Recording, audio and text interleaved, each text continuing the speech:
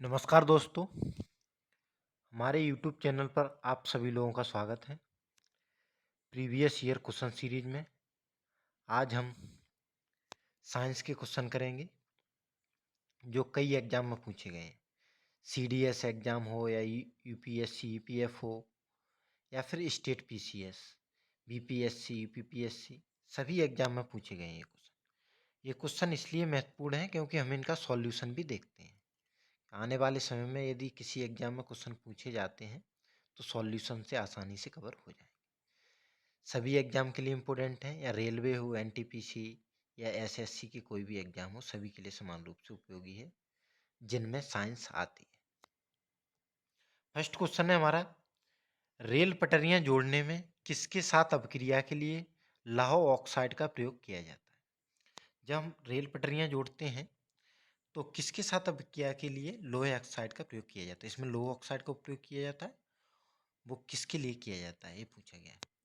ए aluminium, B zinc, C copper, D tin. ये CDS exam में पूछा गया क्वेश्चन है, तो इसका आंसर होगा ए एल्यूमिनियम। एल्यूमिनियम के साथ लोह ऑक्साइड का प्रयोग किया जाता है।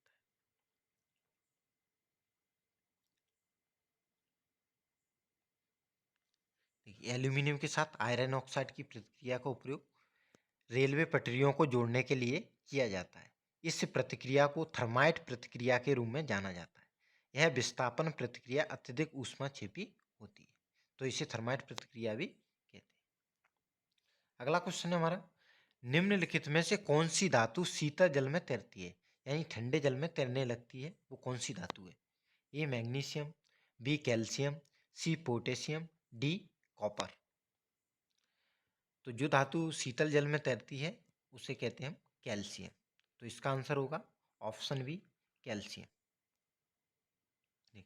पानी में घुलनशील धातु ऑक्साइड बनाते हैं। कैल्शियम पानी के साथ कम तीव्रता से प्रतिक्रिया करके हाइड्रोजन गैस बनाता है, जिसके कारण कैल्शियम धातु ठंडे पानी पर तैरने लगती है।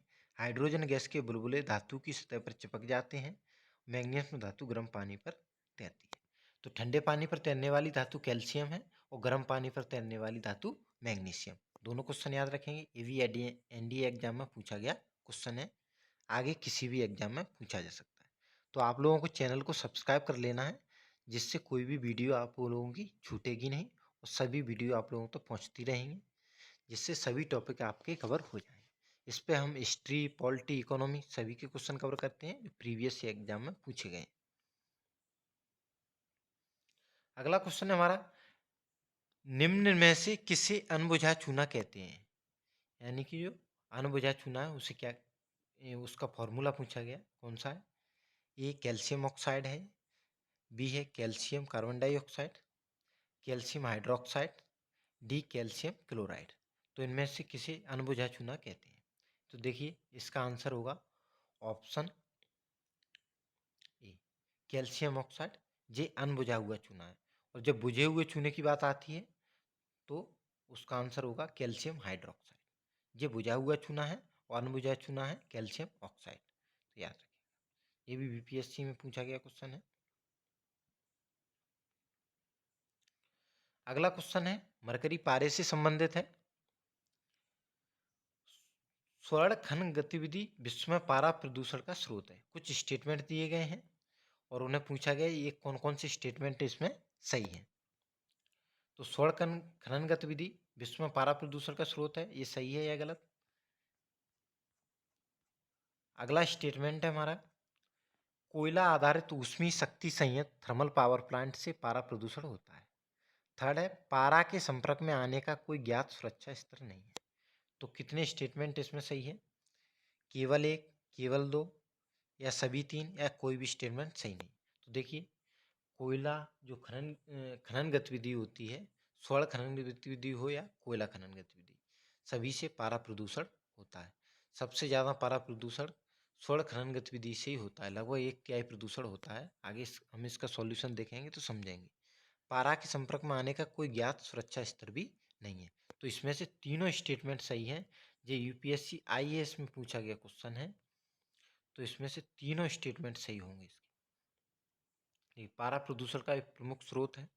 इसके प्रदूषण से मिनीमाता रोग होता है। ये भी क्वेश्चन कई बार पूछा जाता है, पारा प्रदूषण से कौन सा रोग होता है? मिनीमाता रोग। पारा प्रदूषण के एकाधिक कारण है, मतलब एक से अधिक कारण है, जिसमें स्वर्ण खनन गतिविधियां, कोयला आधारित विद्युत गृह आदि शामिल हैं। स्वर्ण खनन का योगदान लगभग 1/3 है, यानी कि जो विश्व में पारा प्रदूषण होता है उसका 1/3 तो स्वर्ण खनन गतिविधि से होता है। पारा प्रदूषण अनेक व्याधियों का कारण बनती है। इस प्रदूषण से नियंत्रण के लिए वैश्विक स्तर पर अभी कोई सुरक्षा तंत्र नहीं विकसित हो पाया। तो इसमें तीनों कथन सही थे। ये आईएएस में पूछा गया क्वेश्चन है।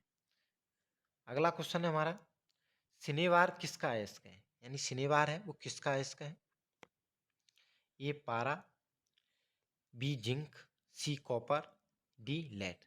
तो ये भी सीएपीएफ यानी असिस्टेंट कमांडेंट में पूछा गया क्वेश्चन है। तो शनिवार किसका अयस्क है? शनिवार है पारा का अयस्क। अगला क्वेश्चन है, वायु में चांदी की शिल्प कृतियां किसके बनने से मलिन हो जाती हैं? किसके बनने से मलिन होती हैं? A silver chloride, B silver oxide, C silver sulphide, D silver sulphate. तो इसका आंसर होगा ऑप्शन सी सिल्वर सल्फाइड। एक सल्फाइड के कारण ये मलिन हो जाती है। ये भी एनडीए एग्जाम में पूछा गया क्वेश्चन है।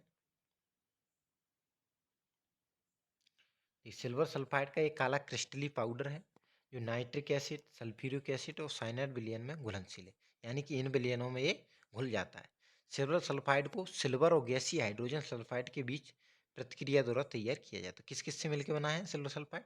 सिल्वर और गैसीय हाइड्रोजन से। इस प्रक्रिया में हाइड्रोजन गैस निकलती है। उपरोक्त प्रतिक्रिया के कारण चांदी के बर्तन धूमिल हो जाते हैं, जिससे चांदी के बर्तन खराब हो जाते हैं, यानी धूमिल हो जाते हैं। तो आप लोगों को चैनल को सब्सक्राइब कर लेना है और वीडियो को लाइक और शेयर भी करना है।